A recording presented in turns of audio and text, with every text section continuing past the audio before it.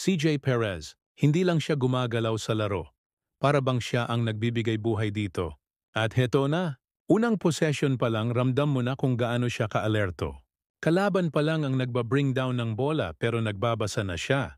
Isang maling pasa, isang maliit na error, at agad niya tong pinaparusahan. Biglang may sumulpot sa passing lane, steal ni CJ. Tumakbo siya sa open court, smooth pero mabilis, parang may sariling rhythm.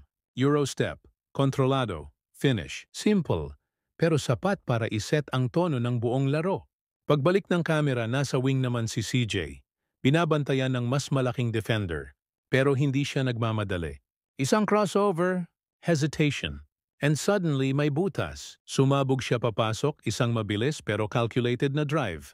Layup off the glass, kuha na naman. Ito ang trademark niya, galaw na simple pero hirap pigilan. Tapos dumating ang isa sa pinakamahusay na sequence. Tumanggap siya ng bola sa top. Walang engrandeng dribble display. Isang jab step lang, sabay step into a mid-range jumper.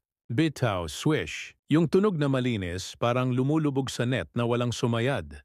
Isa na namang reminder kung bakit siya isa sa pinaka-reliable scorers sa liga. Pero kung sa opensa siya magaling, hindi rin nagpahuli ang depensa. Kalaban, umatake sa ring. Akala nila libre na. Pero hindi. Nandun si CJ.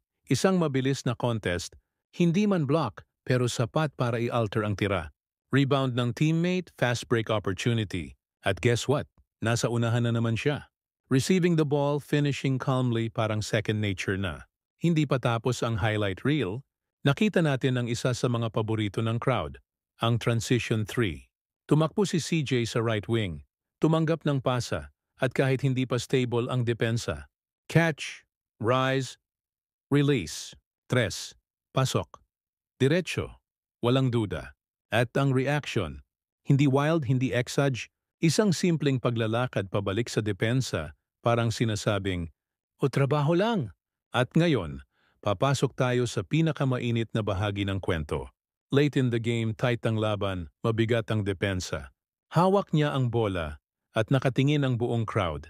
Crossover, retreat dribble, step back, bitaw, at pumasok ang jumper na parang dagger. Hindi sumabog ang court pero naramdaman mo ang bigat nun. Yung tahimik na respeto ng mga fans. Yung moment na alam mong siya ang nagdala ng composure. At para tapusin ang lahat, ang play na nag-seal sa momentum. Drive to the basket.